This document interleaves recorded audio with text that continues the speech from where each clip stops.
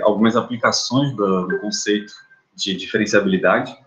Na aula passada a gente aprendeu o que era uma função diferenciável, e hoje a gente vai pegar essas noções, esses conceitos e fazer algumas aplicações. Acho que a primeira aplicação que eu vou mostrar é como calcular a área do círculo, tá?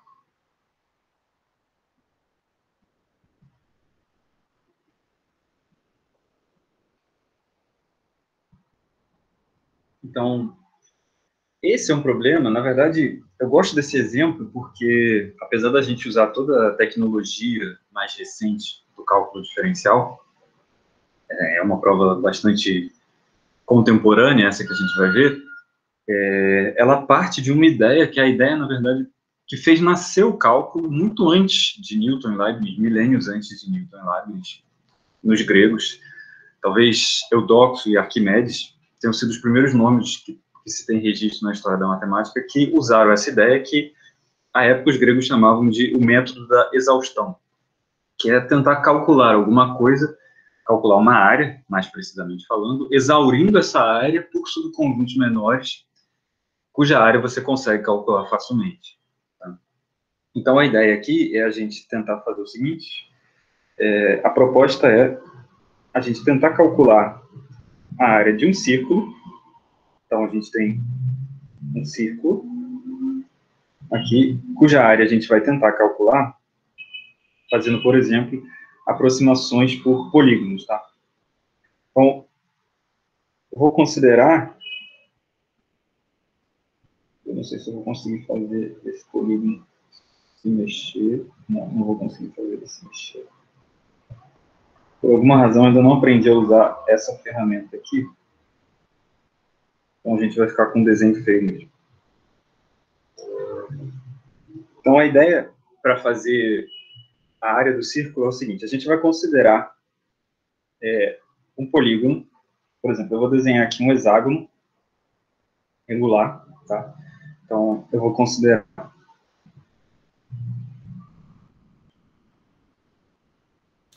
Professor, Oi. a gente também acompanha a sua evolução no aplicativo. Melhorou muito já. Que bom que melhorou, né? Não piorou. Bom, fico feliz de saber. Esse desenho ficou bem feio, mas tudo bem. A ideia é o seguinte, a gente vai considerar dois tipos de polígono. A gente vai considerar P de N. Ops.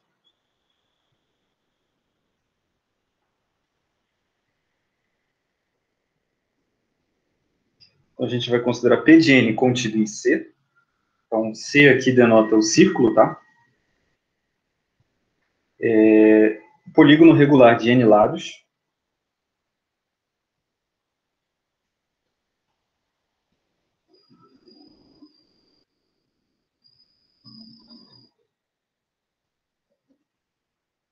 Inscrito em C.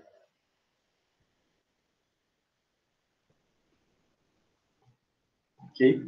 Então, um dos axiomas da geometria euclidiana, que a gente vai assumir aqui, ele implica que a área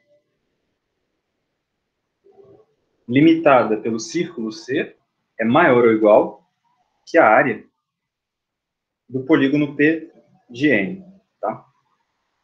A gente também vai considerar, dado o círculo aqui,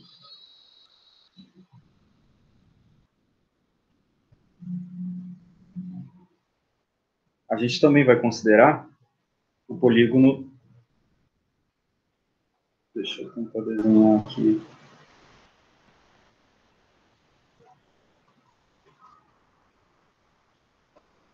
Bom, aqui ficou um pentágono regular, mas tudo bem. A gente vai considerar o polígono P de N, tá? Que contém C, que é o polígono regular, circunscrito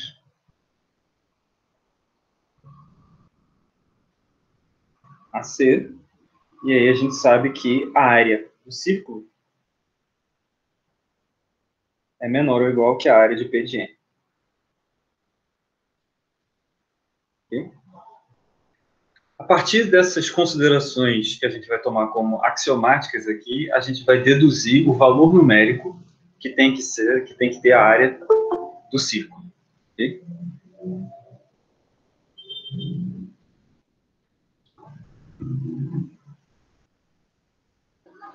Ok? Alguma pergunta, pessoal? Então, é a partir dessas considerações. Deixa eu mostrar para vocês aqui.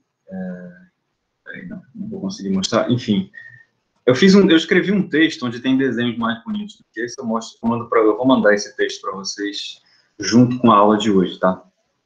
Os desenhos lá foram feitos pelo computador, não por mim. Então, eles estão mais bonitos, tá? Bom, acontece o seguinte. O teorema que a gente vai provar aqui é o seguinte.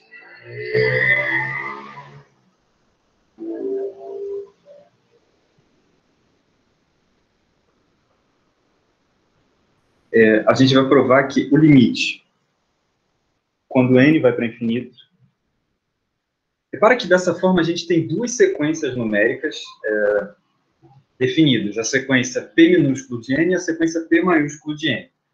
Essas sequências satisfazem a propriedade de que uma é menor ou igual do que a outra, e ao mesmo tempo você também sabe que entre cada termo dessa sequência se encontra um número fixado, que é a área do círculo, que é esse número que a gente gostaria de calcular. Tá? Então, a ideia que tem por trás é a gente tentar. Outra coisa que você também visualiza é o seguinte: se você começar a aumentar a quantidade de lados, né, a área do polígono vai se aproximando da área do círculo. Né? Tá? Mas essa intuição é uma intuição que a gente nem precisa utilizar. Por quê? O teorema que a gente vai provar é o fato de que o limite, quando n vai para infinito, de P minúsculo de n, é igual ao limite, quando n vai para mais infinito, de P maiúsculo de n, e ambos os limites são π vezes r ao quadrado. Beleza? Bom, se a gente prova esse teorema, é claro que a área do círculo é π vezes r ao quadrado, tá? Porque é uma sequência constante limitada por duas sequências que convergem para o mesmo número, tá? A gente não viu o enunciado conhecido na literatura como o teorema do sanduíche, o teorema do confronto, mas a essa altura, vocês já são grandinhos, eu imagino que vocês já sabem fazer a demonstração com todos os épsilons e deltas do teorema do sanduíche, tá? Então, já sabem por que esse teorema implica que a área do círculo é, de fato, π vezes r ao quadrado, com todo o rigor necessário, beleza? Então, essa demonstração a gente vai fazer em várias etapas, tá? Então, a primeira etapa da demonstração é a cota inferior, tá? A gente vai deduzir uma fórmula para calcular a área do polígono inscrito no círculo, tá?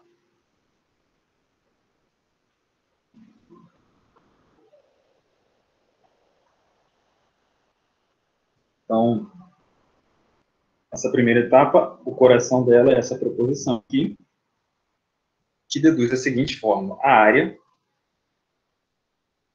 do polígono inscrito no círculo regular de n lados é n vezes r ao quadrado. Peraí, deixa eu escrever isso embaixo. Melhor, deixa eu dar um zoom que eu consigo escrever. Vai ficar n vezes r ao quadrado vezes o cosseno de π dividido por n vezes o seno de π dividido por n. Outra coisa que a gente vai assumir, conhecido também nessa demonstração, e que a gente não fez no curso, é a definição correta das funções trigonométricas, tá? A definição correta do ponto de vista da análise, né, das funções trigonométricas é via uma série de funções, tá? Então, você tem aquelas séries, que na verdade é o que a gente aprende nos cursos de cálculo, que é a expansão de Taylor do seno e do cosseno, tá? Na verdade, a maneira correta de você definir o seno e o cosseno é como se fosse cosseno de x, é aquela série que tem os fatoriais, que eu não me lembro de cabeça qual que é, mas que a gente aprende no curso de cálculo como a fórmula de Taylor para as funções trigonométricas. Tá? Mas a gente vai assumir conhecidas essas funções, tá? E a gente vai assumir também que a gente sabe calcular as derivadas do seno e do cosseno. O ponto que eu quero mostrar para vocês nessa demonstração, e que ele vai chegar já já, ele não vai chegar nessa proposição, a parte que é efetivamente de análise nessa proposição é onde a gente tem que estudar o comportamento assintótico das fórmulas que deduzem as áreas do polígono inscrito e do polígono circunscrito. Quando a gente vai estudar o comportamento assintótico dessas fórmulas, é aí que a gente vai entrar na análise de fato. Aqui, mesmo para demonstrar essa proposição, é só uma proposição de geometria euclidiana. Quando a gente estudar o comportamento assintótico desse tipo de expressão, onde aparece cosseno de π sobre n, não sei lá, aí vai entrar a análise. E o ponto que eu quero marcar com esse exemplo é como que o conhecimento da derivada permite você extrair propriedades da função. E de uma maneira muito mais sutil do que simplesmente quando a gente aprende a esboçar gráfico de função no curso de cálculo, tá? Mas esse é o ponto que a gente vai chegar mais à frente. Primeiro vamos vencer essa etapa aqui, que é uma etapa, como eu falei, de geometria euclidiana. Para fazer essa prova, tá? Observe o seguinte, deixa eu fazer na próxima página. Agora eu posso fazer uso do... o polígono que a gente quer calcular, por exemplo, vamos desenhar esse polígono aqui. Supostamente seja ele um polígono regular. A gente marca aqui o centro. Esse polígono regular...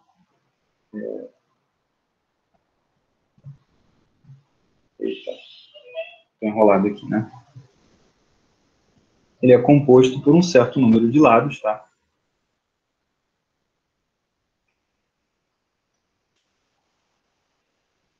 Então, a gente divide esse polígono em triângulos. Supostamente, todas essas retas que estão aí, elas passam pelo centro, tá? Só para desmentir vocês que me elogiaram hoje dizendo que eu estava melhorando no aplicativo aqui, tá? Então,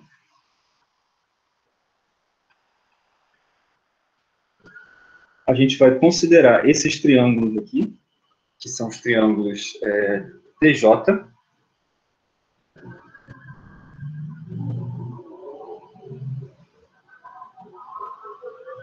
E a gente sabe o seguinte, a área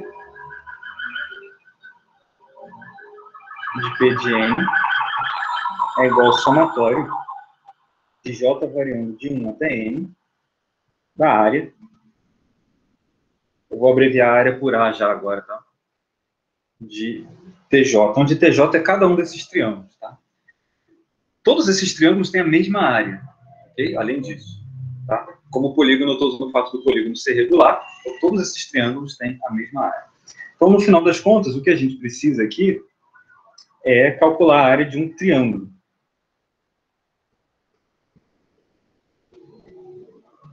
Tá? Então, vamos supor que esse aqui é o triângulo TJ. Bom, eu posso traçar aqui a altura desse triângulo.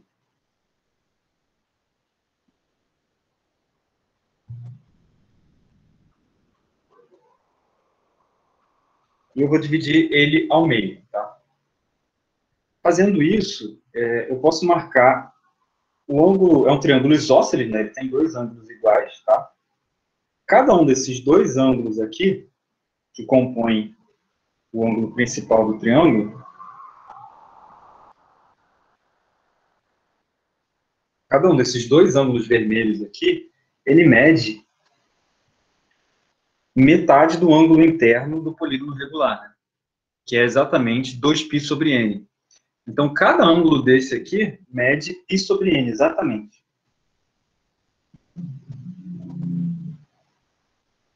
Ok? Bom, além disso, a gente sabe que esse comprimento aqui é igual ao raio do círculo. Ok? Então, a gente sabe o seguinte, que a altura desse triângulo e a base deles a gente pode calcular por trigonometria, né? Então, essa base aqui, esse lado aqui, mede R vezes o seno de π sobre n. E esse outro lado aqui, que eu vou usar outra cor para pelo menos diferenciar, né? E a altura, que é esse lado lilás, mede R vezes o cosseno de π dividido por n. Tá claro essa geometria para todo mundo? Então, a gente pode dizer o seguinte, A área do triângulo retângulo, que é metade da área do TJ, é o produto desses dois números dividido por 2. Então, a área do TJ é o produto desses dois números, né? A área de qualquer triângulo, base vezes altura. E no caso aqui, a gente está fazendo base vezes metade da base vezes a altura. Então, a área vai ser o produto desses dois números. Tá? Logo, a área de TJ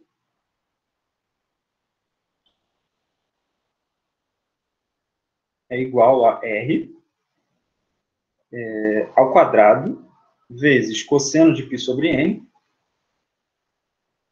vezes o seno de π sobre n. Para todo J, certo? Como a área do polígono inscrito é igual ao somatório de EJ variando de 1 até n da área do TJ, e cada TJ tem a mesma área, a gente obtém exatamente a fórmula anunciada, né? Que a área do polígono inscrito é n vezes r ao quadrado cosseno de π sobre n vezes seno de π sobre n. Todo mundo de acordo aí? Quem não tiver de acordo pode se manifestar, tá? Beleza, então a gente completa essa primeira etapa.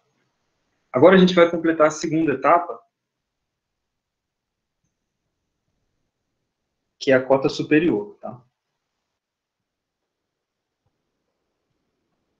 Outra coisa que essa demonstração ela ensina bastante é que em muitas situações de análise, quando você quer estimar um número, uma função, algum objeto que você esteja interessado, muitas vezes a ferramenta na qual você tem mais capacidade de manejar é por aproximações sucessivas. Às vezes você quer fazer um cálculo preciso, como a gente quer fazer um cálculo aqui preciso, que é a fórmula da área do círculo, e a melhor maneira de você abordar esse problema, se você quer usar análise, sobretudo, é tentar fazer aproximações sucessivas para o que você quer calcular e tomar o limite. Tá? Então, isso é uma abordagem clássica da análise. Então, na segunda etapa, a gente vai calcular a área do polígono circunscrito. Então, a gente vai dizer que a área de P de n é igual a n vezes r ao quadrado vezes o seno de π sobre n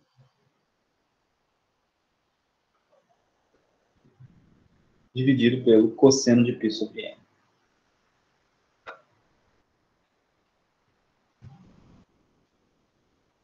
No caso aqui, a gente vai olhar um polígono e o círculo está dentro desse polígono, né? Então, vamos desenhar aqui um arquinho de círculo. Tá, eita. Um pouco melhor. Já tá bem ruim. Não, vai ficar assim. Então, a gente tem aqui os triângulos que a gente forma, exatamente como da outra vez, né? Mais uma vez, a área desse polígono, eu posso calcular ela como a soma da área de vários triângulos, certo? Só que o triângulo que eu vou olhar aqui agora, a altura dele, que é esse segmento vermelho, ela mede R. A altura, que é o segmento vermelho, o comprimento dela é o valor do raio do círculo. Tá? E, além disso, o ângulo interno aqui, esse ângulo interno continua sendo π dividido por n. Ok? Então, eu posso dizer o seguinte, que esse segmento aqui, o comprimento dele, digamos, se a gente chamar esse comprimento de A, eu sei que A vezes cosseno de π sobre n é igual a R. Portanto, esse comprimento é R dividido pelo cosseno de π sobre n. Tá? Mas uma vez que a gente calculou o valor da hipotenusa, né, do triângulo retângulo em questão, a base, que é esse segmento lilás aqui, ela vai medir R, que é o valor R dividido por cosseno de π sobre n, que é o valor da hipotenusa, vezes o seno de π sobre n. Ok? Portanto, nesse caso, a gente pode deduzir o seguinte. A área de cada triângulo TJ, né, vai ser igual a R ao quadrado vezes seno de π sobre n, dividido pelo cosseno de π sobre n. Ok? Portanto, isso implica a fórmula procurada, porque a fórmula procurada é dizer que a área do polígono inteiro é n vezes esse número, que é a área do TJ. Como o polígono circunscrito, assim como o polígono inscrito, é composto por n triângulos iguais, com a mesma área. Se a área de cada um desses triângulos é esse número, r ao quadrado, seno de π sobre n dividido pelo cosseno de π sobre n, a área do polígono circunscrito vai ser n vezes r ao quadrado, seno de π sobre n, sobre o cosseno de π sobre n. Ok?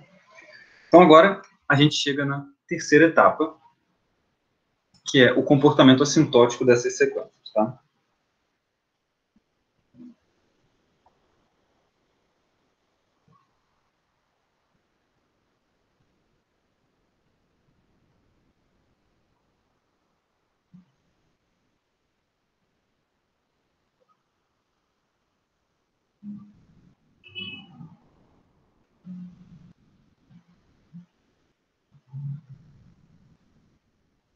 Bom, e aí, a gente vai estudar por partes, a gente vai concentrar o esforço nessa expressão aqui.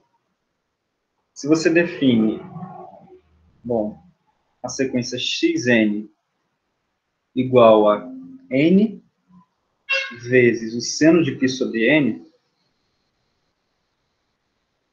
então, xn converge para π. Ok? Por que a gente vai concentrar o esforço nessa expressão? N vezes seno de π sobre n. Porque se você observar, nas duas fórmulas que a gente precisa analisar o comportamento assintótico, por exemplo, na fórmula da área do polígono circunscrito aparece esse termo.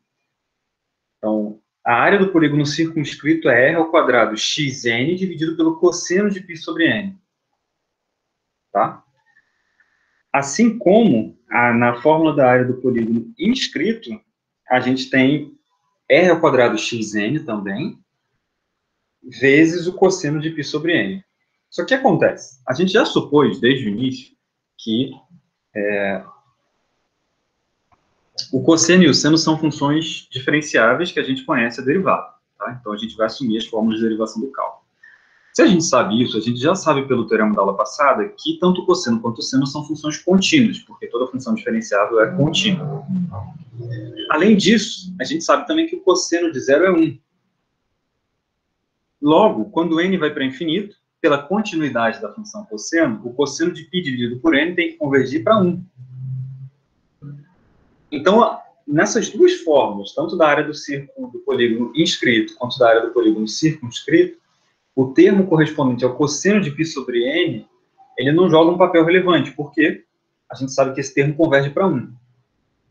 Tá? Qual o problema? O problema é que a gente tem seno de π dividido por n, só que seno de zero é zero.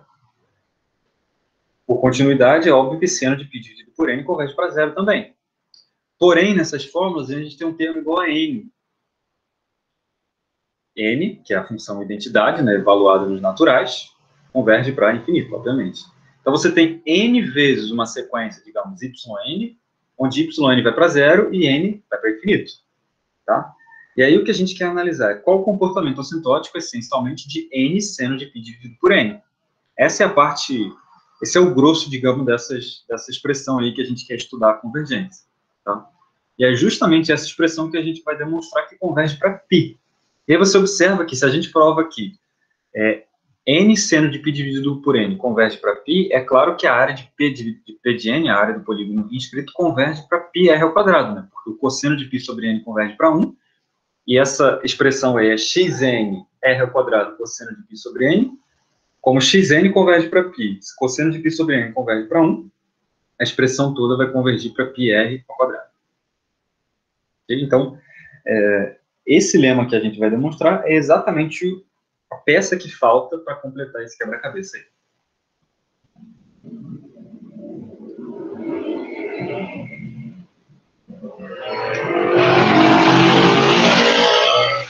Então, a gente vai considerar a função f de x igual a seno de x, tá? Essa função, ela é diferenciável e f, de fato, f é uma função de classe C infinito, tá?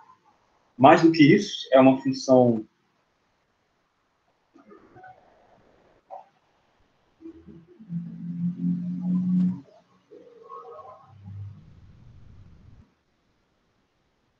quando a gente fala que uma função, e aqui eu me lembro da pergunta que o Leuber fez na aula passada sobre essas classes de diferenciabilidade, tá?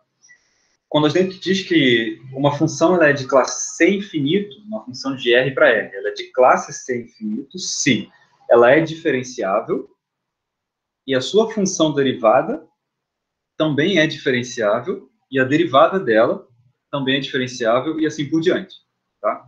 Então, digamos assim, a gente aprendeu o que é uma função de classe C1. É uma função que é diferenciável, cuja derivada é uma função contínua, né? Então, uma função é de classe C infinito se ela é de classe CR para todo R positivo, tá? Ou seja, se ela é C2, se ela é C3, se ela é C4, se ela é C50, se ela é C, o que você quiser. Uma função ela é dita analítica se a série de Taylor dela converge em todo ponto. Tá? Se ela tem uma série de Taylor que converge em todo ponto. Okay? Então, essencialmente, as funções analíticas elas são aproximadas por polinômios. São as funções que são aproximadas como séries de polinômios, tá? Que convergem absolutamente.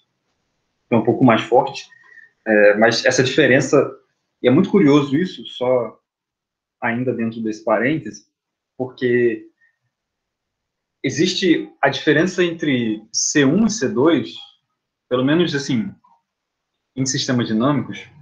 Isso não é uma coisa que eu vou conseguir comentar com vocês, apesar de dar, a gente está na porta de poder falar isso, assim, mas quem quiser, no mestrado da UFA, a gente tem uma matéria chamada Introdução a Sistemas Dinâmicos, onde, usando tudo que a gente aprendeu aqui, e só o que a gente aprendeu aqui, basicamente, você aprende um teorema chamado Teorema de Denjoy.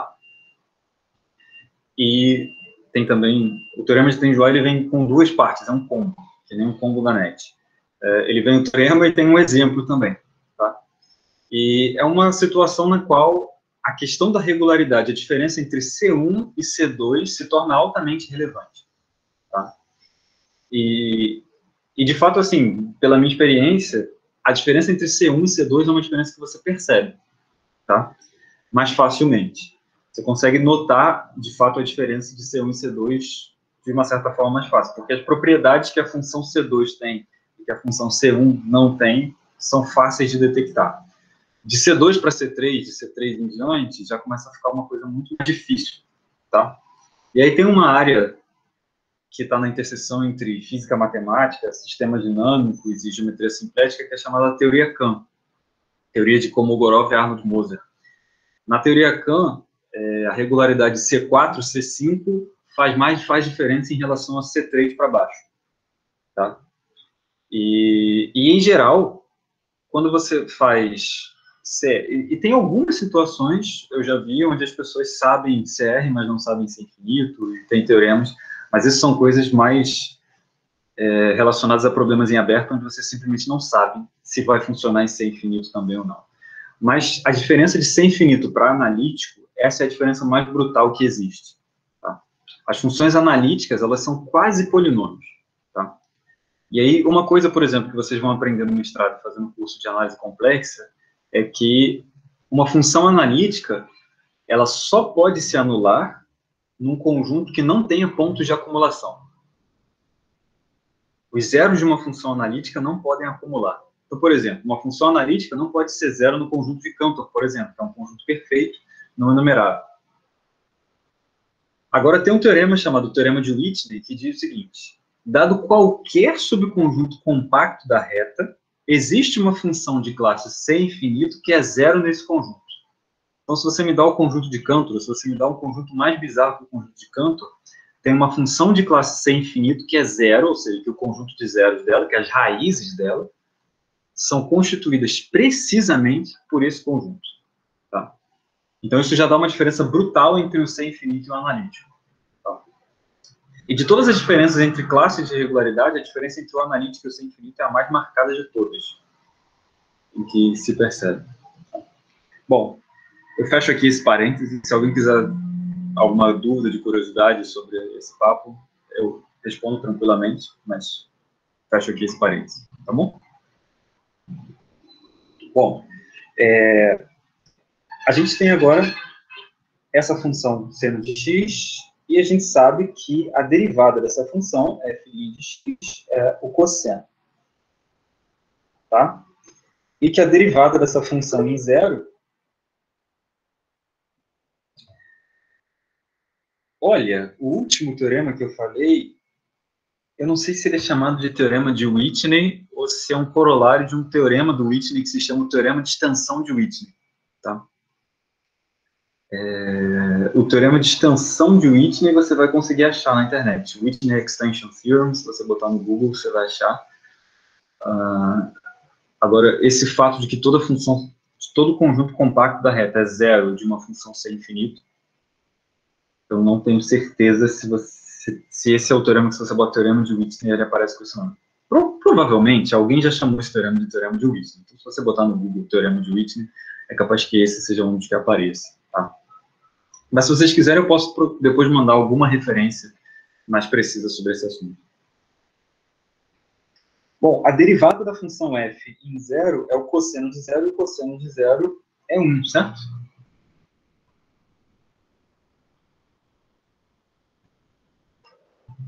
E eu queria chamar a atenção para uma coisa.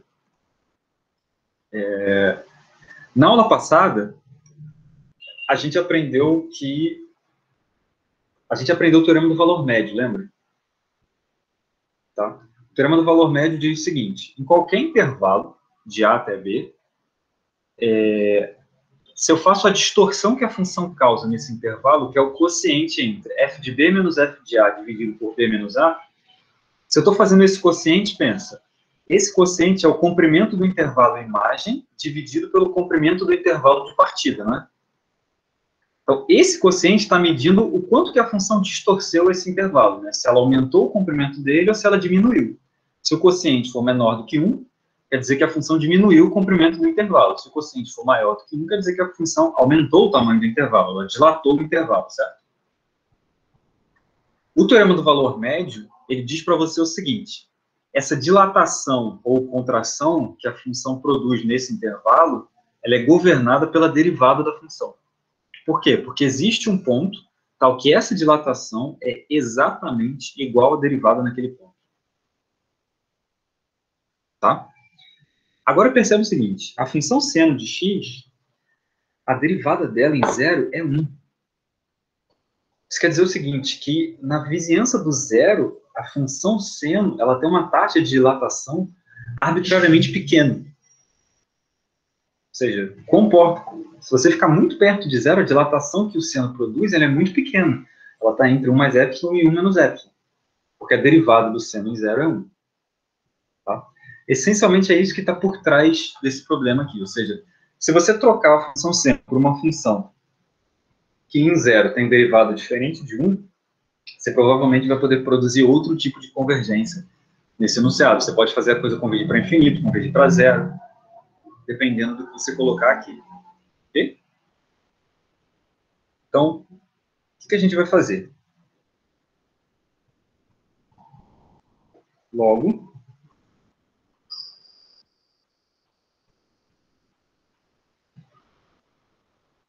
podemos escrever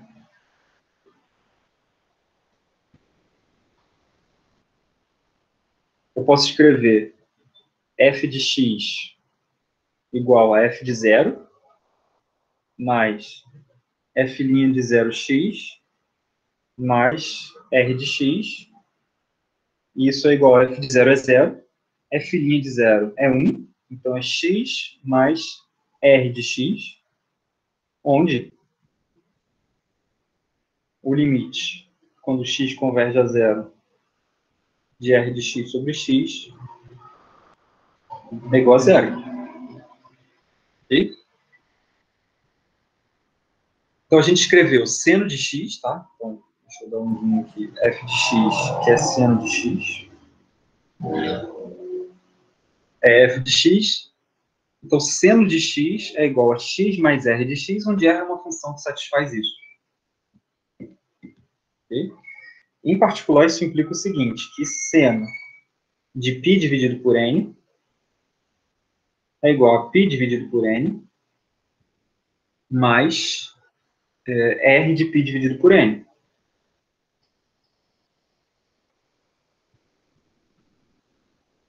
Portanto, isso implica o seguinte, que n, seno de π dividido por n, é igual a π mais n vezes r de π dividido por n. Okay? Agora, como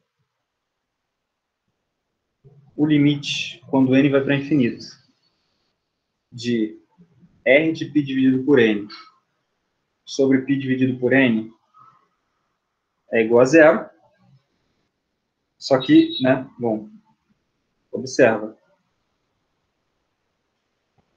isso aqui é igual a, na verdade, se você observar, isso aqui é isso aqui, peraí, deixa eu voltar aqui, deixa eu explicar isso melhor.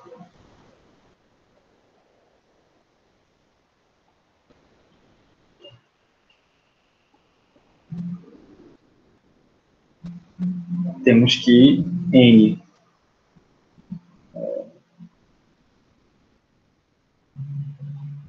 o limite, quando n vai para mais infinito, de n vezes r de π dividido por n é igual ao limite, quando n vai para mais infinito, de π vezes r π dividido por n sobre π dividido por n, e esse limite é zero. Bom, é π vezes zero, se quiser,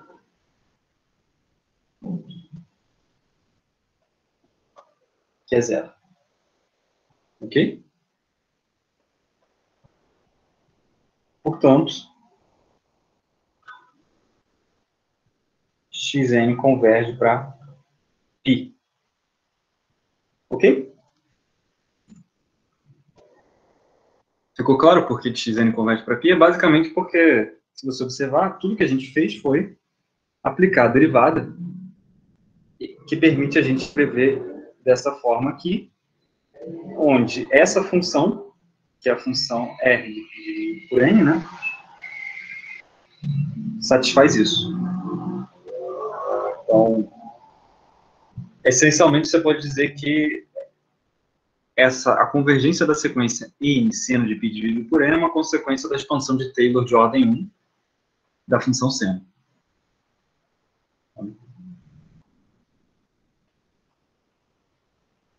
Então, prova do teorema.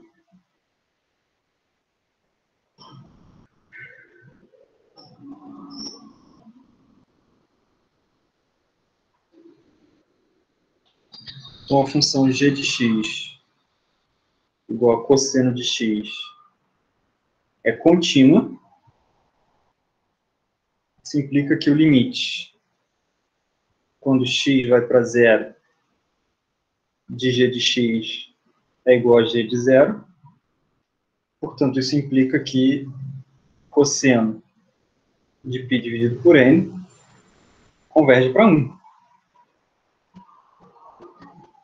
Logo, P de n, que é a área do polígono inscrito, que a gente aprendeu que é xn vezes r ao quadrado vezes o cosseno de π dividido por n, converge para π, que é o limite de xn, vezes r ao quadrado. Analogamente, P de n, que é igual a xn r ao quadrado dividido pelo cosseno de π dividido por n converge para π r ao quadrado dividido por 1 igual a π vezes r ao quadrado.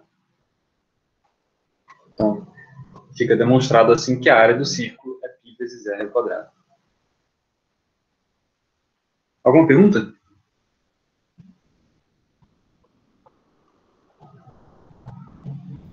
Professor, ficou bem claro para mim. Teria como pensar no volume da esfera também, usando esses artifícios? No volume da esfera é mais complicado porque você precisa colocar um... Eu acho que deve... Cara, nunca pensei. Imagino que... O problema é o que é um poliedro regular de n lados, né? Não me lembro de ter estudado isso na escola. Existe uma quantidade limitada de poliedros regulares em dimensões 3 e 4. Isso poderia atrapalhar um pouco.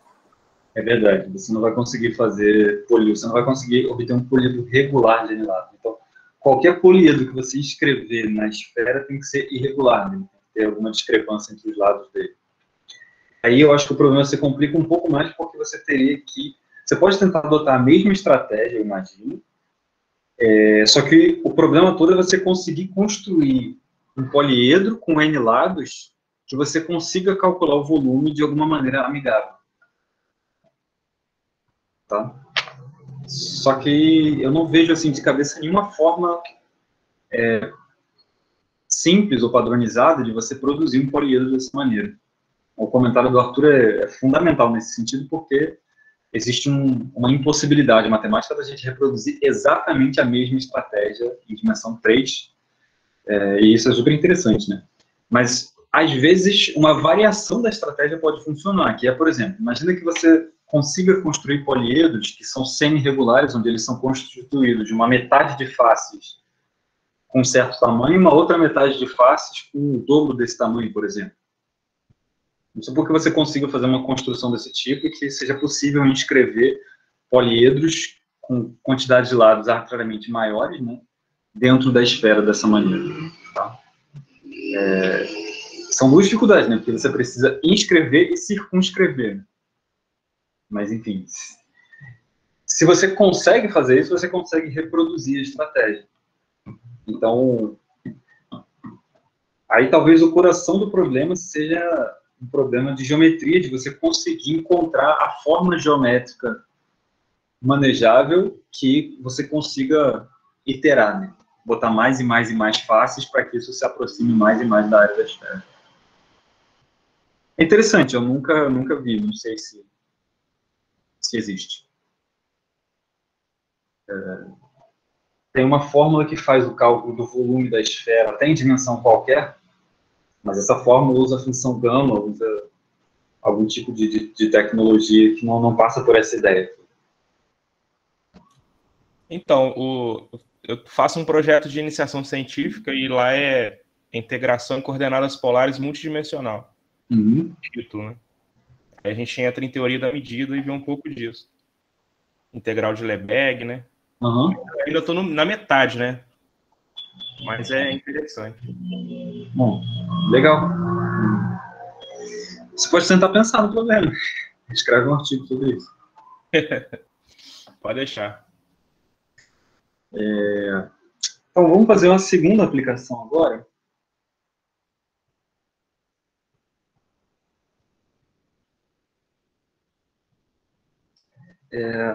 Raízes de polinômios, tá?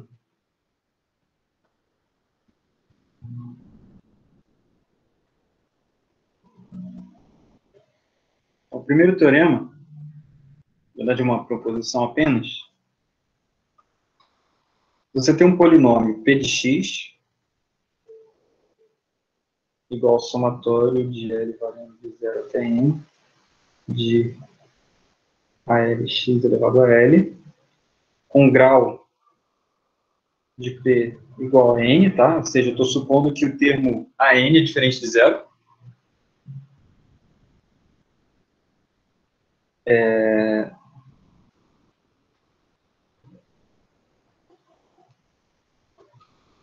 se n é ímpar,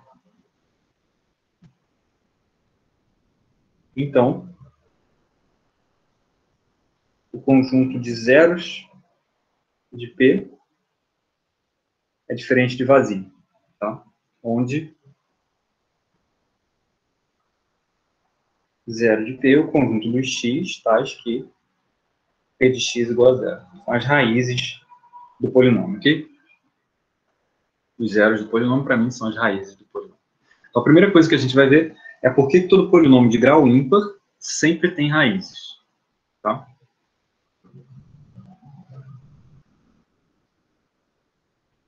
Bom, antes de fazer essa demonstração, vou fazer um lema.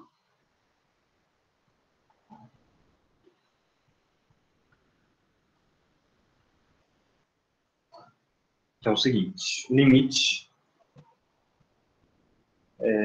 quando x vai para mais infinito. Na verdade, para mais ou menos infinito, tanto faz, tá? De an x elevado a n, dividido por o somatório de L variando de 0 até n menos 1 de ALX elevado a n. Isso é igual a mais ou menos infinito.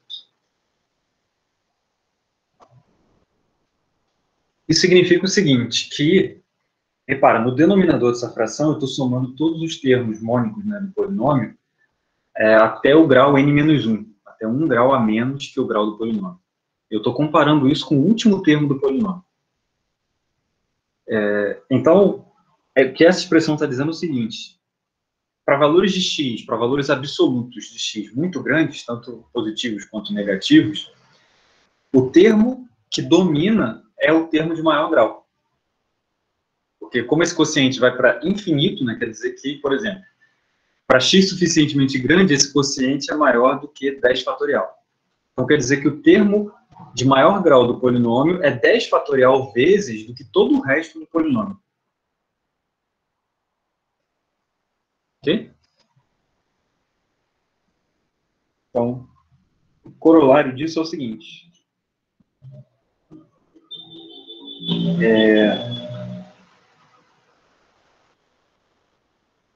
Para x suficiente, deixa eu ver aqui.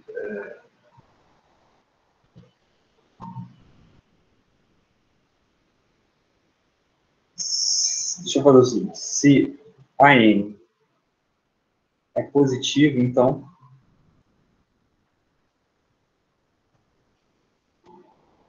P de x é positivo para x suficientemente grande,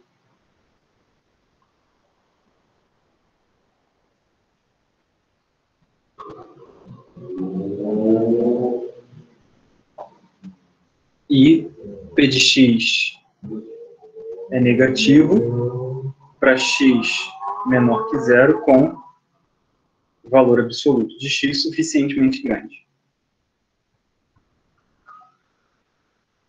Ok?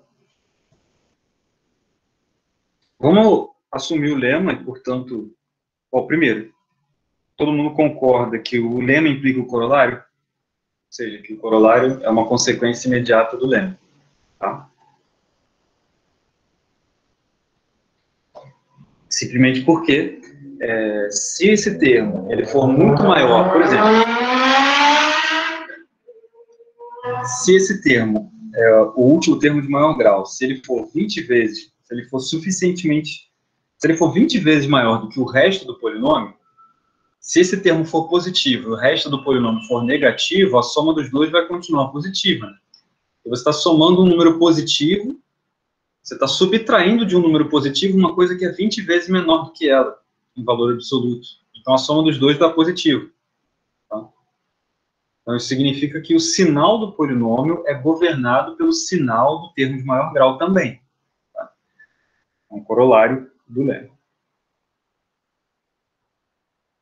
Vamos fazer a prova. Eu chamei de quê? Eu chamei de proposição. Demonstração da proposição.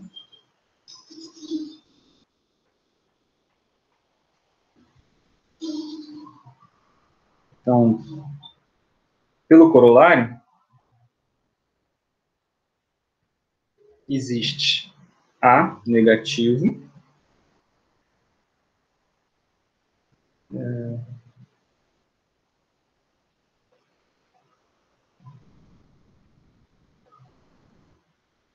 fazer o seguinte. Supõe que a N é positivo, tá? Então, o corolário implica o seguinte. Existe X negativo, tal que P de X é negativo, e Y positivo, tal que P de Y é positivo. Pelo teorema do valor intermediário,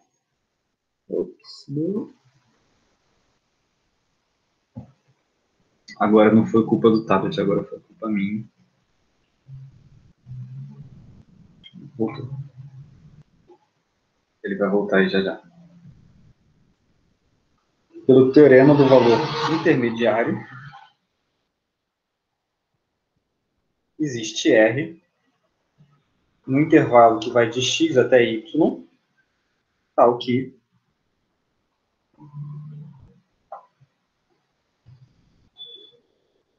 P de R igual a zero. Ok? Se a N for negativo,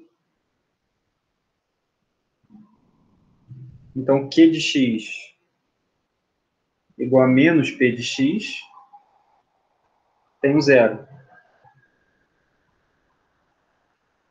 Mas isso implica que zero de P é diferente de vazio, tá? Porque o zero de Q é igual ao zero de P. Tá? Um X que anula Q também anula P e vice-versa. Tá? Ou seja, a prova dessa proposição é um corolário do teorema do valor intermediário. Porque você descobre o seguinte, quando você tem um polinômio de grau ímpar, e você olha o gráfico dele, você sabe que para valores suficientemente grandes de x, o polinômio está negativo. Tá? E para valores suficientemente grandes de x, o polinômio está positivo. Pelo teorema do valor intermediário, todo valor entre esse valor aqui e esse valor de cima tem que ser atingível, né? Tem que estar na imagem do polinômio. Isso implica, então, que o gráfico do polinômio tem que fazer algo assim.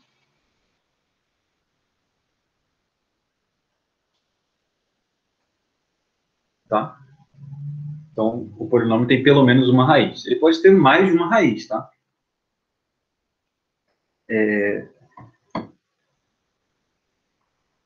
Bom, isso garante para a gente que polinômios de grau ímpar têm sempre raiz. Polinômios de grau par, como vocês sabem desde o ensino fundamental, podem não ter raízes, né? Por exemplo, x² mais 1 não tem raízes reais. Tá? Então, polinômios de grau par podem não ter raízes. Mas um polinômio pode ter raízes. Tá. Então, o que a gente vai provar a seguir é o seguinte teorema.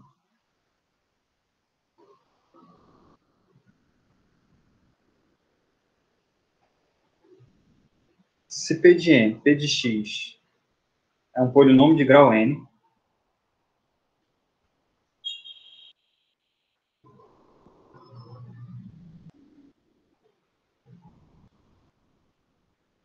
tá? Então, ele tem raízes, mas a quantidade de raízes de P, se o n for ímpar, a gente sabe que o zero de P é diferente de vazio. Porém, a gente vai provar que a quantidade de raízes é limitada por n. Tá? Um polinômio de grau n não pode ter mais do que n raízes. Tá? Bom, antes da gente provar esse teorema, a gente precisa provar o lema.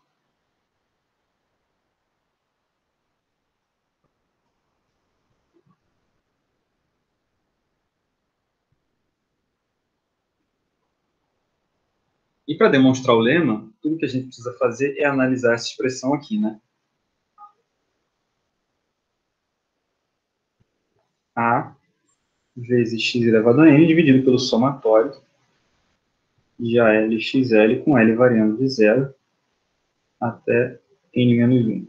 Tá? Mas essa expressão você pode escrever ela simplesmente como sendo A vezes x dividido pelo somatório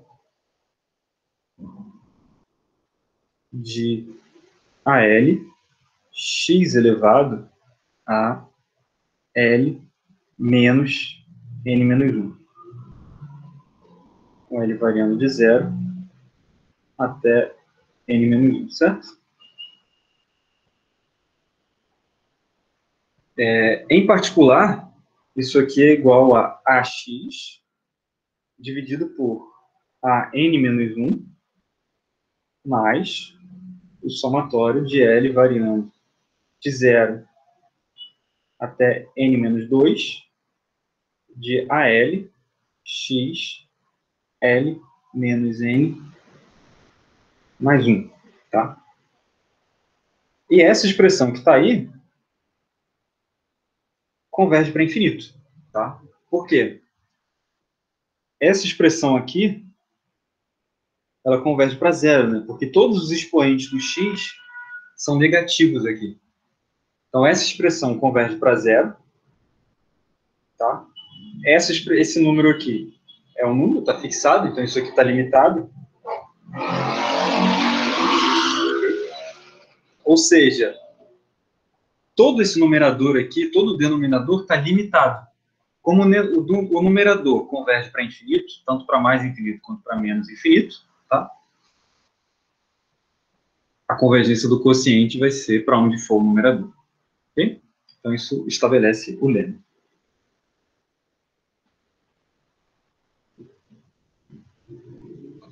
Então, vamos voltar aqui para o enunciado. A gente vai provar esse teorema. E aí, deixa eu fazer um parêntese agora, só para fazer aquele comentário que eu estava falando sobre as funções analíticas. As funções analíticas, elas são as funções dadas por séries de potências de polinômios, tá?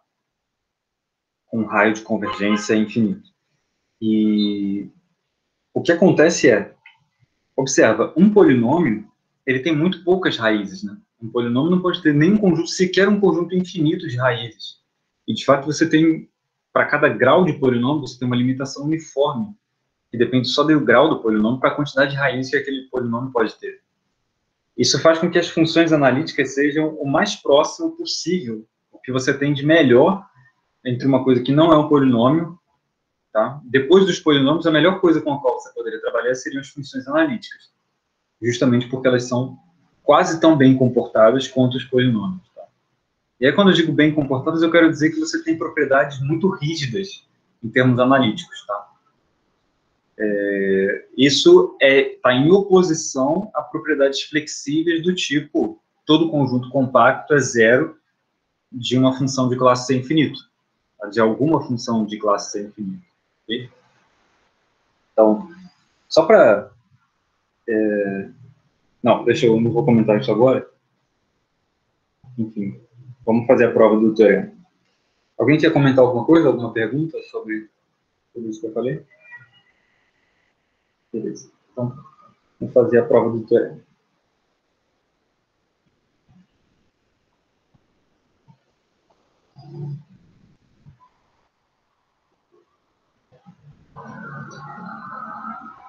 O que a gente vai demonstrar aqui? Para demonstrar que um polinômio de grau n tem no máximo n raízes, a gente vai fazer a prova por indução, tá? Então, vamos fazer a prova por indução.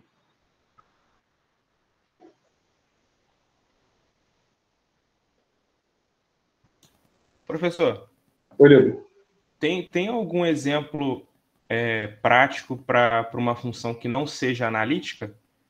Porque você pega uma função logarítmica, ela é analítica. Você consegue transformar ela em aproximações de polinômios. Tem alguma coisa, algum exemplo de uma função que não seja analítica? Tem. Eu vou comentar isso depois da prova do teorema. Tá? Beleza. Mas eu não ia comentar, mas bom que você fez a pergunta, porque eu estava querendo comentar, mas eu não queria desvirtuar muito da aula. como você perguntou, tem um motivo para falar. Tranquilo. Depois que eu provar que eu falo isso. Bom, o caso n igual a 1 está aceito, né? Porque polinômios de grau 1 são polinômios do tipo p de x igual a x mais b. Isso é zero, se somente se x igual a menos b sobre a, né? Ou seja, um polinômio de grau 1 vai ter só uma raiz. Tá? E aí, no caso dos polinômios de grau 1, né, a gente tem uma coisa a completar. Todos os teoremas que a gente viu, eles se fecham perfeitamente. Ele é um polinômio de grau ímpar, então ele tem raízes, e ele tem uma única raiz. A raiz que a gente sabe que ele tem é a única que ele tem. Então, supõe que o teorema é verdade para n, e vamos provar para n mais 1. Okay? Então, seja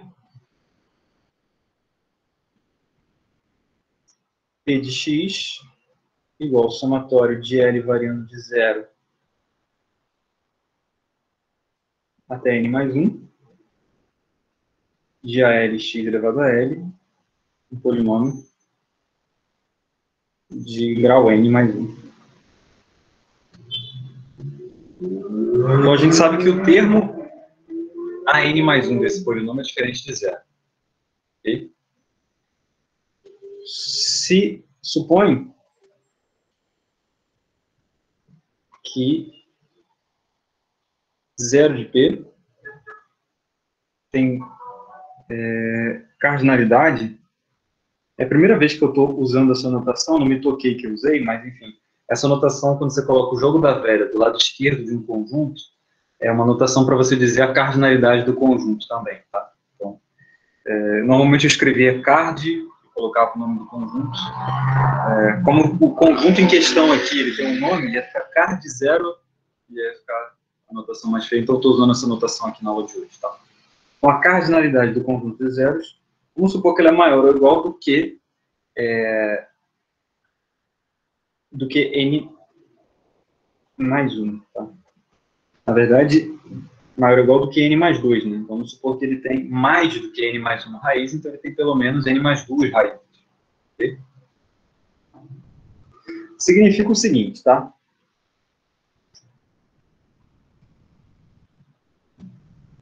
Vamos supor aqui, você tem o eixo vertical.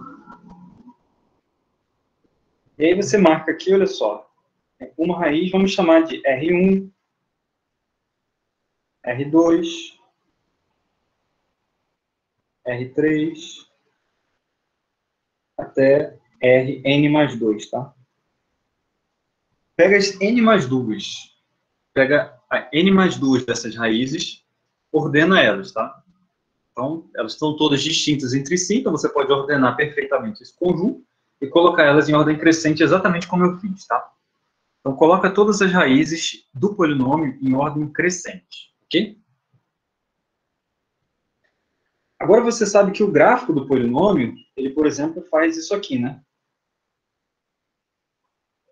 Porque ele tem, pelo menos isso ele tem que fazer, né? Porque R1 e R2 são raízes, certo?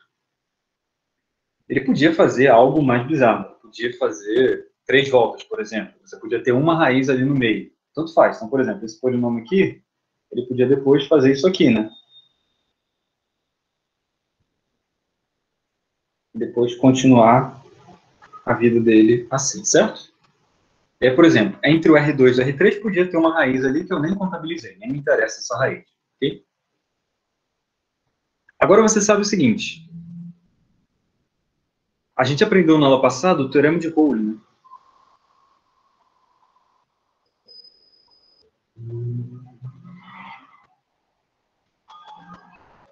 Ele implica o seguinte.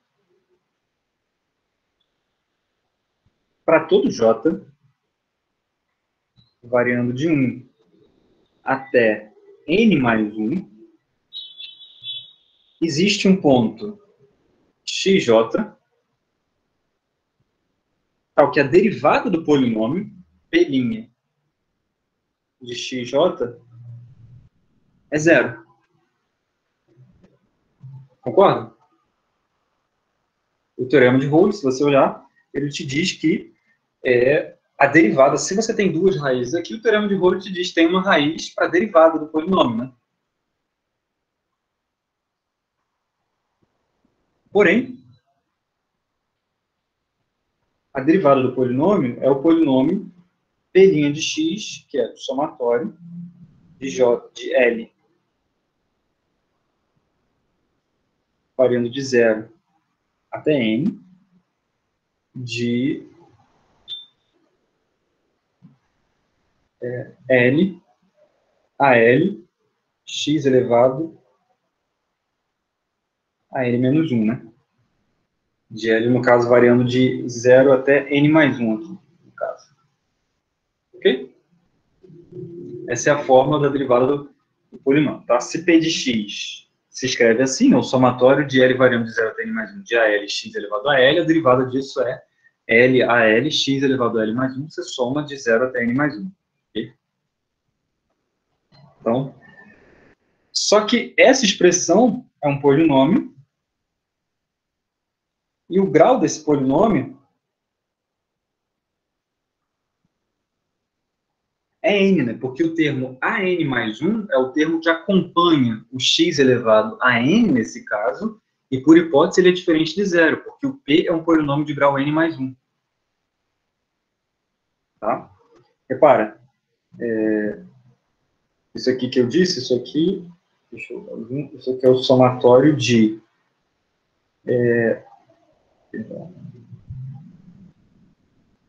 n mais 1 a n mais 1, x elevado a n, mais n a n, x elevado a n menos 1, e assim por diante, né? E esse termo aqui,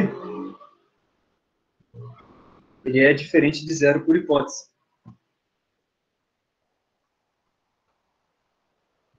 Ok? Bom, oi. No somatório da derivada, não teria que começar de L igual a 1? No somatório da derivada? Sim, no P' de x.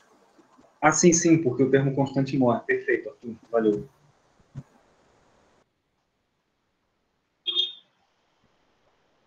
Tá? Mas o ponto aqui que eu quero comentar é o seguinte. O polinômio P' de x é um polinômio de grau n,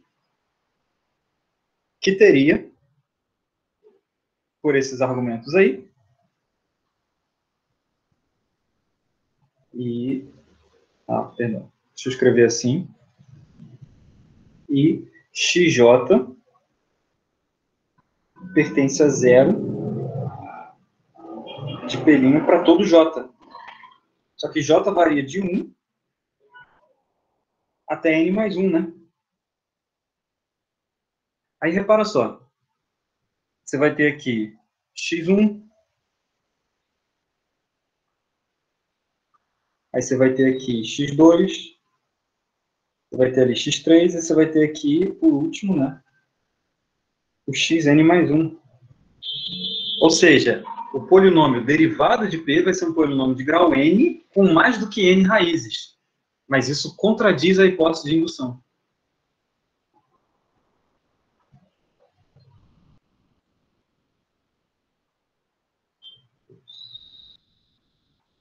Portanto, isso implica que 0 de P' tem mais do que n, violando a hipótese de indução.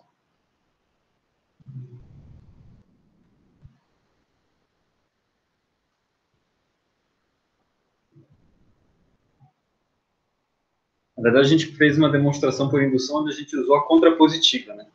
Se não vale a tese n mais 1, não vale a tese n. Tá? Logo, a tese n tem que implicar a tese n mais 1. Ok? Então, isso prova o teorema. Tá? Então, eu gosto muito dessa demonstração, primeiro porque ela é muito simples, ela usa apenas o teorema de Rolo, ou seja, é uma demonstração quase que de cálculo mais do que até de análise, onde a gente prova por indução que todo polinômio de grau n tem no máximo n raízes. como que a gente prova isso? Se um polinômio de grau n mais 1, né, por indução, se um polinômio de grau n mais 1 tiver mais do que n mais 1 raízes, n mais 1 raiz, ele vai ter pelo menos n mais 2. Mas então, pelo teorema de Rolle, como para cada raiz de um polinômio, você tem uma raiz para a derivada dele, então a derivada dele seria um polinômio de grau n com pelo menos n mais 1 raízes. Né? E aí isso contradiz a hipótese de indução. Então, ou seja, qual a diferença disso para o teorema fundamental da álgebra? Bom, primeiro, é gritante, porque o teorema fundamental da álgebra... Primeiro, bom, tem várias diferenças, né? O teorema fundamental da álgebra é uma afirmação sobre números complexos, tá? Ela afirma que quando você sai do corpo dos números reais, você consegue um conjunto completo de raízes, você consegue descrever as raízes através dos conjugados e tudo mais. Aqui, tudo que a gente consegue, por outro lado, né? A deficiência dessa abordagem analítica para o problema das raízes de um polinômio é que, então, primeiro tem coisas que a gente não pode escapar. Vão ter polinômio de grau par que não tem raiz. X elevado a 8 mais 1 não tem raiz. Tá? Então, ele deveria ter, em princípio, 8 raízes, mas não tem nenhum. Tá? Tudo que a gente consegue provar é que x elevado a 8 mais 1 não pode ter mais do que 8 raízes. Ok? Então, a abordagem a gente consegue fazer estimativas. Tá? Então, a gente consegue grau ímpar tem pelo menos uma raiz, e polinômios de grau par vão ter aí pelo menos, no máximo, o número máximo de raízes. Ok? Alguma pergunta, pessoal? Então, deixa... Bom, eu vou ficar por aqui nessa parte de aplicações, tá?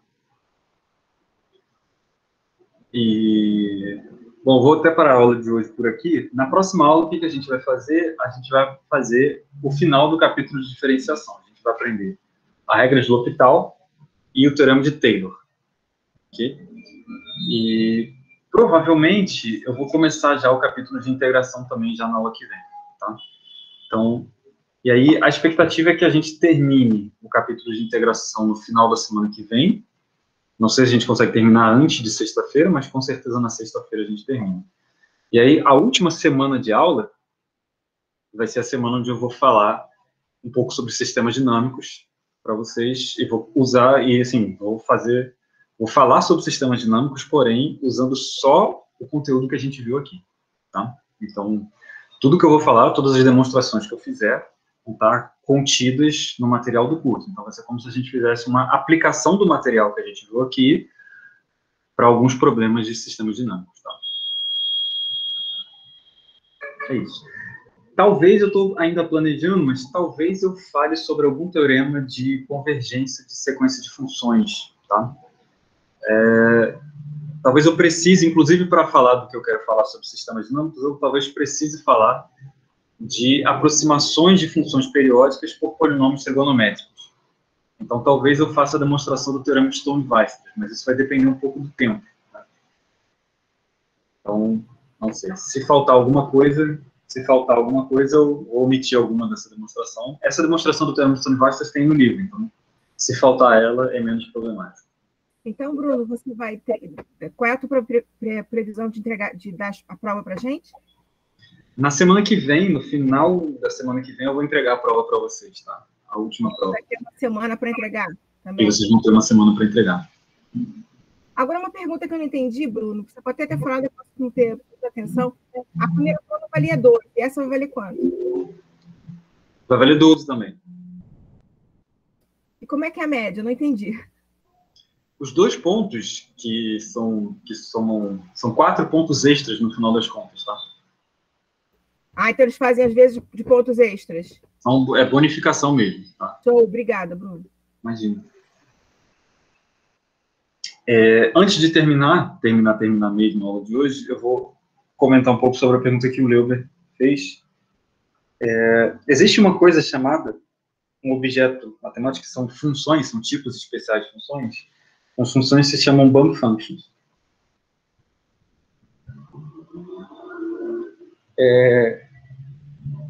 Não tem tradução para o português, até onde eu sei. A não ser se você olhar, talvez, no livro de topologia diferencial do Elon. Se o livro de topologia diferencial do Elon não fez a tradução, ninguém fez. Tá? Até onde eu sei, é assim que as pessoas chamam. Tem um exemplo de uma bump function, que é a função f de R em R, que pega x e associa o seguinte. Ela vai associar zero se x for menor ou igual do que zero, tá? E vai associar a exponencial, se eu não me engano, é isso aqui, exponencial de menos x ao quadrado sobre 2, tá? Isso. Menos x ao quadrado sobre 2, tá? Essa função,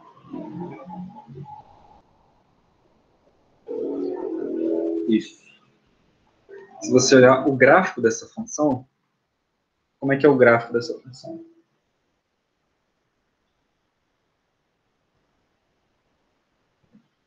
Ele faz uma coisa assim. E ela tem uma assíntota horizontal aqui. Tá?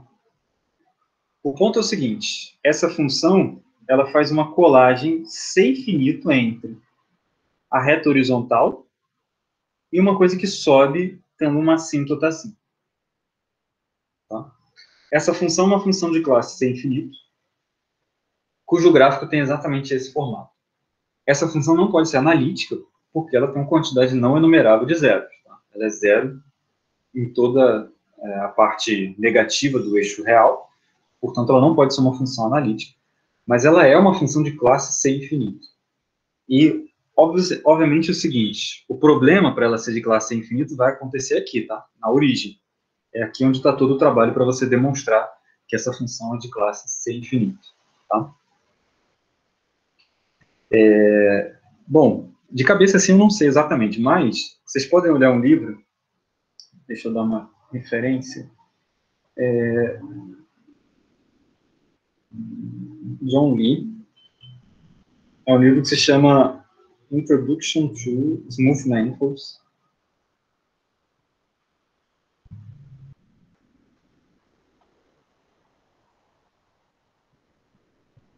Se você olhar no capítulo 3 desse livro, ele tem uma seção só dedicada a bump functions, e ele faz todas as contas usando, ele faz todos os argumentos direitinho para demonstrar a existência de funções bump functions, e de fato eles começam estudando essa função. Pode ser que eu tenha errado a fórmula aqui, tá, pessoal? Mas é algo assim, é exponencial de menos alguma coisa, tá? E vai ser alguma coisa assim. Talvez eu vou ter algo mais complicado do que é, mas eu acho que é isso, tá? Mas se você olhar lá no livro do John Lee, está feito isso. Esse é um livro de topologia diferencial, e não é à toa, justamente, esse tipo de função, com esse tipo de propriedade, função sem infinito com essas propriedades, elas são fundamentais em topologia e geometria diferenciais. Então, para você fazer geometria de variedades, estudar topologia de variedade, você precisa dessas funções, porque elas são úteis para você fazer construções, para você colar objetos de forma sem infinito, tá? Então, e é muito interessante porque com essas funções você faz todo tipo de construção. Então, em particular, com essa função aí, você pode construir, com esse gráfico aí, você pode passar a construir um gráfico assim. Você escolhe, por exemplo, um intervalo da reta qualquer. Tá?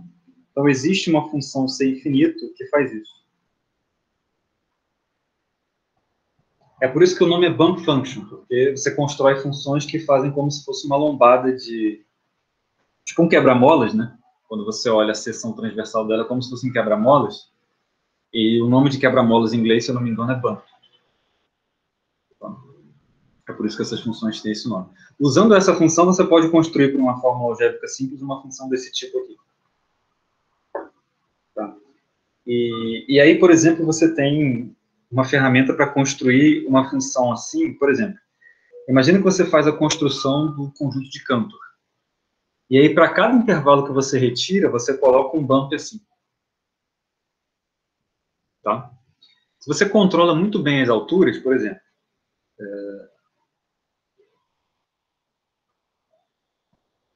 quando você faz a construção do conjunto de Cantor, você retira esse terço aqui, aí depois você retira esse terço aqui, né? Depois você retira esse terço aqui, esse terço aqui, esse terço aqui, esse terço aqui, e assim por diante, né? Aí você pode vir e fazer a seguinte construção. Pega uma função que tem esse bump aqui, aí vai ter um bump um pouco maior aqui, esse bumpzinho pequenininho aqui, aí vai ter um bump grandão aqui, aí vai ter um bumpzinho aqui, um bump um pouquinho maior aqui, um bump aqui. Se você toma o limite dessas construções, você consegue fazer uma função que é uma função de classe C infinito e que é zero exatamente no conjunto de Cantor. Tá? Porque você está colocando uma função que é estritamente positiva em cada intervalo que você remove para construir o conjunto de Cantor. Tá? Não é um problema simples, porque é um problema de convergência. Você está definindo uma sequência de funções dessa forma, e você tem que provar que essa sequência de funções converge de maneira C infinito por uma função limite. Então, não é um problema trivial. Tá? Tipo, é uma maneira de você fazer à mão no caso do conjunto de Cantor, sem recorrer ao teorema de extensão de Whitney. Mas se você aplica o teorema de extensão de Whitney, e aí você tem que ver como se demonstra o teorema de extensão de Whitney, é bastante técnico, mas se você lê o artigo original do Whitney, que eu acho que é a melhor referência nesse caso, supondo que ele está trabalhando com funções de R em R, porque ele faz de funções de várias variáveis, né? Mas se você simplifica tudo e faz, você consegue até entender o artigo. Mas, enfim, se você quer exemplos, só exemplos de uma função que não seja analítica e que seja de classe infinito, essa função aqui já faz o trabalho. E tem uma demonstração nesse livro do John Mead que ela é sem infinito. Então, não tem nenhuma implicação entre a classe e a função analítica. Nenhuma implica nenhuma. Toda função analítica é de classe sem infinito. Ah, entendi. Tá? Assim como todo polinômio é de classe sem infinito, todo polinômio é analítico. Tá? Digamos assim, a melhor coisa do mundo são os polinômios. Tá? Depois dos polinômios, em ordem, né, decrescente de implicação. Né? Polinômios são analíticos. Todo polinômio é analítico. Tá? Todo analítico é sem infinito, mas nem todo sem infinito é analítico. Aqui eu acabei de mostrar um exemplo de uma coisa que é sem infinito não é analítico, e assim por diante. Tá? Perfeito.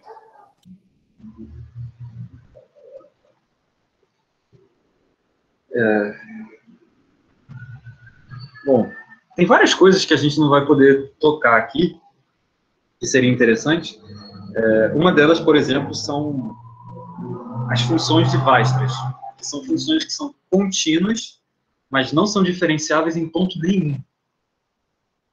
A gente conhece a função módulo de x, que é uma função contínua, e ela falha de ser diferenciável, ela deixa de ser diferenciável em um ponto, que é a origem, né? Tá? E aqui a gente está indo para o sentido contrário, né? A gente está subindo a escada do polinômio para o analítico sem infinito, a gente subiu e foi lá para as funções contínuas, né? E aí a gente está procurando aquelas funções contínuas que são o pior das piores funções contínuas possíveis, né? São aquelas funções contínuas que não são diferenciáveis em ponto nenhum, tá? Só para ter uma noção, a gente viu que toda função Lipschitz é contínua, né? Toda função Lipschitz é contínua. Mas nem toda função contínua é Lipschitz. Você vê exemplo das funções com gráfico tipo a tangente, são funções contínuas que não são Lipschitz, né? As funções que são Lipschitz, elas são obrigatoriamente diferenciáveis em algum lugar. Toda função Lipschitz tem derivada em algum ponto. Esse é um teorema chamado teorema de Rademacher. É um teorema da teoria da medida, na verdade. É um teorema de teoria geométrica da medida, que prova que toda função Lipschitz, e mais geralmente toda função monótona, ela é diferenciável em algum lugar. Tá? Mas geralmente não, em particular também. Toda função monótona também é diferenciável em algum lugar. Mas você pode construir funções que são contínuas e que não são diferenciáveis em lugar nenhum. E a ideia é basicamente o seguinte. Você começa com uma função contínua qualquer, por exemplo, você começa com o módulo de x, que já é ruim aqui na origem. E aí, você perturba o gráfico de módulo de x fazendo uma coisa assim.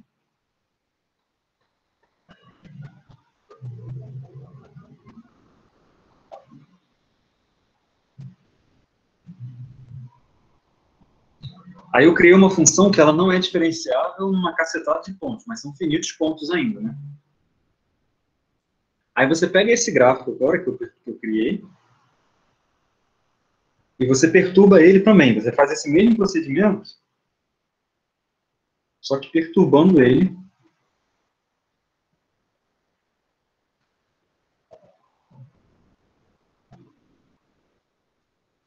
E aí, enfim, aí você continua, tá?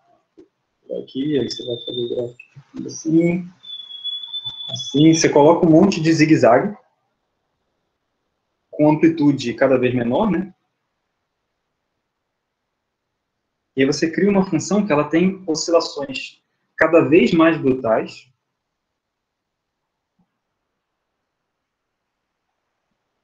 Bom, enfim, vou fazer o desenho só para ficar a figura impressionista no final, porque ela passa a mensagem. Então, você cria uma função que faz esses zigue-zagues todos aí, essa função. E, de fato, o gráfico dessa função ele vai convergir para um fractal do plano. Tá? E esse gráfico ele é impossível de ser desenhado porque a inclinação desse gráfico, a inclinação assintótica, né, se você faz os quocientes de Newton, né, f de b menos f de a dividido por b menos a, e faz b tender a, para qualquer a, isso converge para infinito. Então é como se, ou seja, se você pega uma secante ao gráfico, né, você sempre consegue sequências de secantes ao gráfico ao redor do mesmo ponto que estão convergindo para infinito. Mas é uma função contínua, bonita, perfeita. Tá? São as chamadas funções de Weierstrass. Eu acho que no livro do Bourdieu ele faz a construção dessas funções no capítulo 7. Então esse também era um tema que seria muito legal da gente falar, mas também não dá tempo de falar tudo. Tem que fazer alguma escolha. Tá? E daí eu sempre prefiro falar de coisas que, pelo menos algumas coisas que não estão no livro. Porque pelo menos assim eu consigo passar para vocês algo que vai ser pelo menos único nesse curso. Vocês vão ver aqui alguma coisa que, se está lá no livro, você sabe que você pode ler a qualquer momento. Tal. Isso, por mais que seja interessante, a função de Weierstrass é um assunto clássico em análise. Se você der Weierstrass Function na internet, você vai achar coisas e tal.